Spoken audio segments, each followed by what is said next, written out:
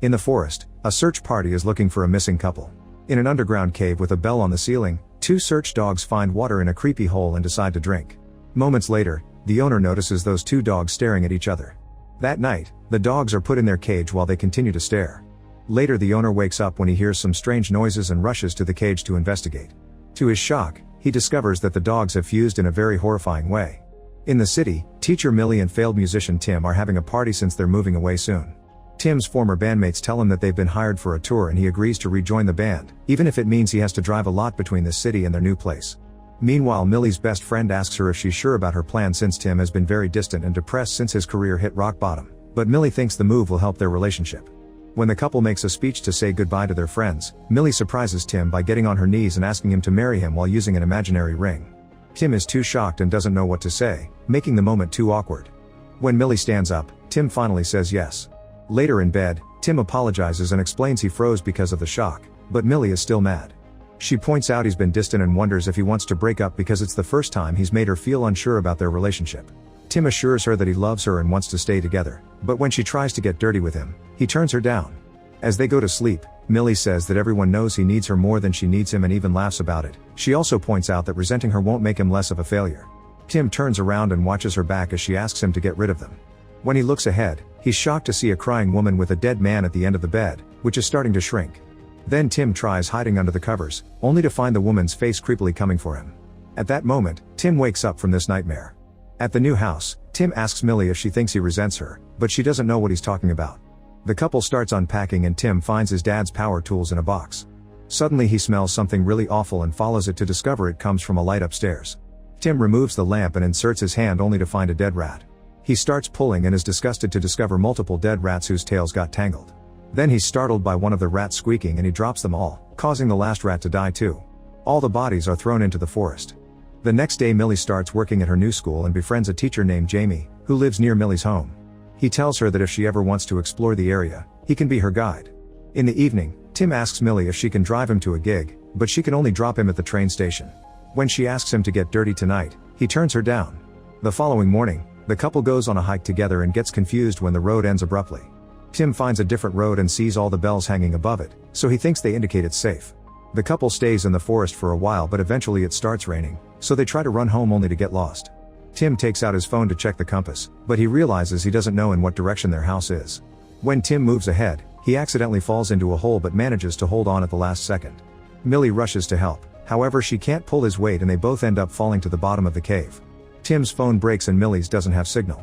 They can't help feeling like the cave is crowded and when Tim takes out his lighter, he finds some old furniture. He quickly breaks it and tries to start a fire with the wood to no avail. There isn't much water left in their bottle, so Tim lets Millie take it while he drinks from the small pool in the ground. Moments later they manage to start a fire and open a bottle of alcohol that Tim brought. They both admit they've started smoking again and share a cigarette to deal with the stress. When Millie asks Tim how he was able to smell the rats, he explains that during his childhood his father kept smelling something awful in Tim's room. However, no matter how much he cleaned he never found the source. One day Tim came home after school and found his father with a dead rat that he'd found nesting above the lamp. Every time Tim turned on the light he was cooking the body, but it was so gradual that he didn't realize the smell was different. That same smell was in the house the day Tim found his father's body next to his creepily smiling mother on the bed. Her mind had snapped when she woke up next to her dead husband and just like Tim with the rat, she became immune to the smell. Tim is crying by the time he finishes the story. In the middle of the night, Tim wakes up when he hears strange sounds in the darkness. He starts having a panic attack as he listens to a beast approaching, so he takes deep breaths and realizes the sounds come from the cave walls, which are moving in a way that mimics his chest. As Tim feels the cave closing around him, Millie starts panting and some hands suddenly grab his face. At that moment Tim wakes up from the nightmare. Millie's phone has taken water damage overnight. The couple then tries to stand up but they feel something weird in their legs. They move the blanket and are surprised to discover that their legs are stuck together by some weird sticky substance. Pulling their legs is enough to separate them, however the process is extremely painful. Thanks to the morning light, the couple manages to climb out of the cave and discovers that the leg pull left wounds on their skin. At home, Millie asks Tim for a massage and he hesitates before touching her back. He feels a strange connection as he starts massaging her, and his fingers dig so deeply into her skin that he starts hurting her. He doesn't snap out of it until she pushes him off. Millie notices that Tim looks sick but he says he's just tired. Afterward Millie leaves in the car to go downtown. Tim gets in the shower only to suddenly lose control of his body. With every move of Millie's in the car, Tim's body turns in the same direction, causing him to hit the walls and the shower door over and over. When Millie drives forward for a few miles, Tim's body keeps pressing against the wall until the tiles crack. At that moment he snaps out of it and falls back with a wound on his forehead. Later Tim goes to the doctor, who immediately comments on his mother's history with mental health. Tim insists he isn't like her and the doctor gives him a muscle relaxant. This medicine makes the body relax even if the brain panics, which should shut down the feedback loop. The doctor also tells Tim that he and Millie were lucky because the last couple that lived in that house disappeared. When Tim gets home, he searches the internet for information about the missing couple. It seems they went hiking and never came back. The search party is no longer active. Tim can't stop looking at the couple's social media and asks Millie to delete his accounts when he dies. At that moment Jamie comes for a visit and ends up staying for dinner. Tim asks him about the bells in the forest and Jamie tells him about a New Age church in the area that collapsed years ago.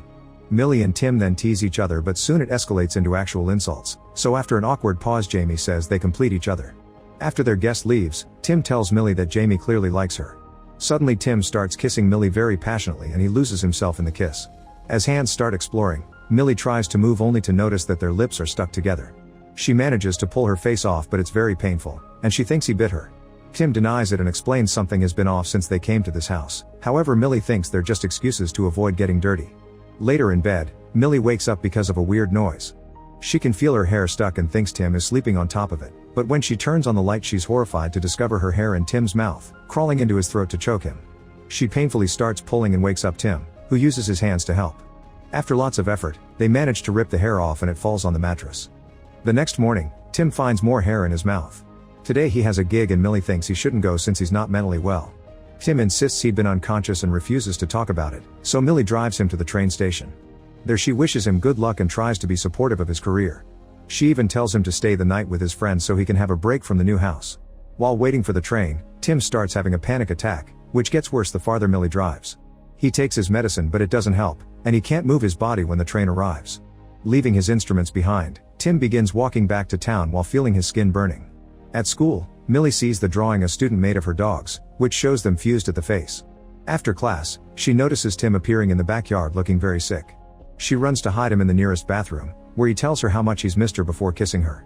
The couple gets in a stall and gets naughty for the first time in a long while. However, when they're done, they're shocked to discover that their groins are stuck together and pulling hurts a lot. Suddenly a kid appears outside the stall and the couple has to stay silent until the boy is gone. Then Millie covers Tim's mouth and apologizes before pushing him off, which finally separates them but also leaves them in a lot of pain.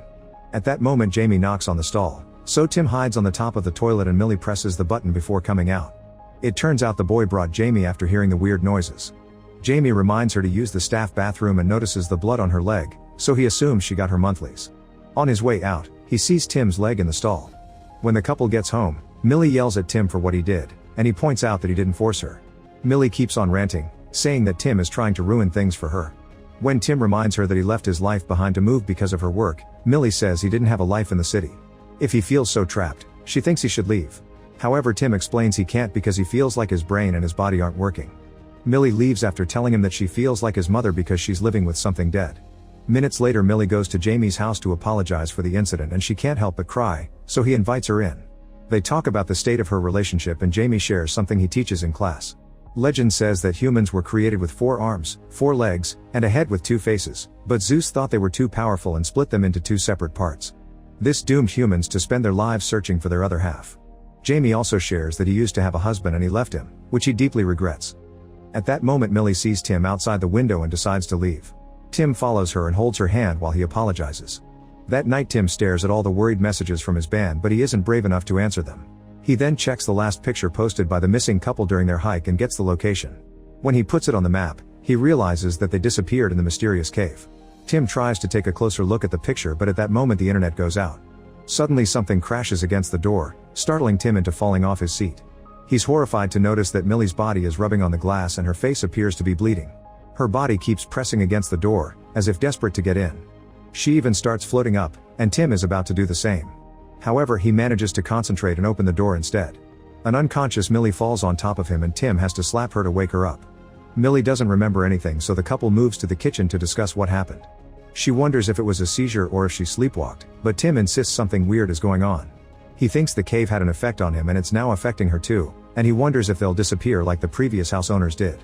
Tim wants to test this by putting their hands together, but Millie walks away. However, she stops outside the door, and Tim says she did that because his body didn't want her to leave.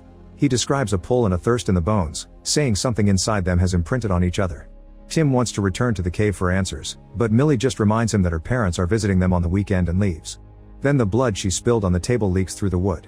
Afterward, the couple goes to sleep in different beds. In the middle of the night, Tim wakes up when his body is being dragged on the floor by an invisible force. He tries to fight back to no avail, so he has to hold on to the wall to make it stop. Another door starts shaking and suddenly opens for Millie, whose body bends backwards before she falls. Her body continues to twist in various terrifying ways as it's dragged toward Tim, who is being moved too. Their hands finally touch and the couple screams in pain as their skin opens so their arms can start to fuse, the sound of cracking bones echoing in the hallway. Tim remembers his medicine and tells Millie to reach for the drawer while their arms continue to push into each other. The drawer falls near their heads, hurting Millie. They use their free hands to open the medicine bottle and immediately take a bunch of them. Tim wonders if it'll work more quickly if they snort it, so they crush the medicine and absorb it through their noses. Next they put their feet together to push as hard as they can, which causes them even more pain but also starts pulling their arms apart. Unfortunately, before they're done, they fall unconscious. The next morning Tim wakes up to find Millie tying him to a chair with tape. Their arms are still fused, but it seems the medicine has paused the process. Both of them drink lots of whiskey before Millie grabs the buzzsaw, losing control as soon as she turns it on. Thankfully she quickly recovers and after some hesitation, she starts cutting. The pain is unbearable and they both scream through the whole process, but at least they manage to split.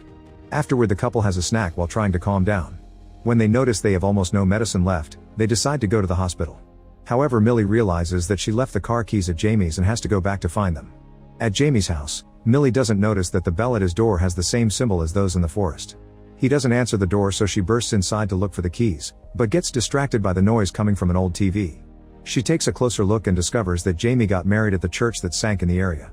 Behind the priest, there's a horrifying painting of two humans fusing together. It seems this New Age church was some kind of cult, because the video shows the priest and the guests taking Jamie and his husband to the hole in the cave, locking them up on purpose. Suddenly Millie is startled by Jamie appearing behind her wearing his cult clothes. It turns out he's a fusion of the couple from the video, but not all the couples manage to reach this perfection. Jamie thinks Millie and Tim should do the same because this is the ultimate intimacy. He touches Millie's hand and slashes her skin with his ring, so Millie punches him before leaving the room. The punch causes Jamie's face to start splitting into the two original people while he keeps preaching the benefits of the fusion, but Millie ignores him as she escapes. Meanwhile, Tim grabs a flashlight and some rope before going back to the cave. As he looks around, he keeps stepping on a sticky substance. On the cave walls, he's shocked to discover the ugly painting from the church. Suddenly a hand grabs his leg and makes him fall. As his jacket gets stuck on the sticky ground, Tim sees a creepy creature coming out of the wall. This monster appears to be two people badly fused into each other, meaning this is a couple that couldn't do the ritual well. As the creature comes closer, Tim breaks his jacket and retrieves his flashlight to flash it at the monster's face, which keeps it at bay. The creature appears to be asking for help, however Tim only has eyes for the knife stuck in its neck. He takes it out and cuts the monster's fingers, creating an opening that allows him to run away. Millie and Tim return to their house at the same time and try to keep a distance between them. However, the invisible force immediately starts pushing them toward each other, twisting their bodies if necessary. The couple holds on to random objects to stop the pushing, but Tim suddenly says that he knows how to stop it and lets go. He starts walking toward Millie and after she lets go too, he gets on his knees to propose with an invisible ring. After they share their love for each other, Tim takes out the knife and says he'll self-delete to stop this. Millie tells him to stop as the blood from her arm falls on the ground and moves in a line to climb up his body. She collapses in his arms and says a final goodbye while the blood reaches Tim's face. He clings to her body, crying over her death. Minutes later, Millie is surprised to wake up inside the house. She looks down and discovers that Tim has fused their arms to keep her alive. Tim puts her favorite music on and the couple takes their clothes off before they start dancing. When they share a kiss, their bodies continue the fusion process in the most grotesque way. It's slow and painful, but it works. The internet then comes back and shows that Tim's last uploaded photo on social media is of them at the new house. On the weekend, Millie's parents arrive for a visit and ring the new bell outside. The door is opened by a perfect fusion of Millie and Tim. Make sure to subscribe and turn on notifications so you can watch more videos like this. Thanks for watching.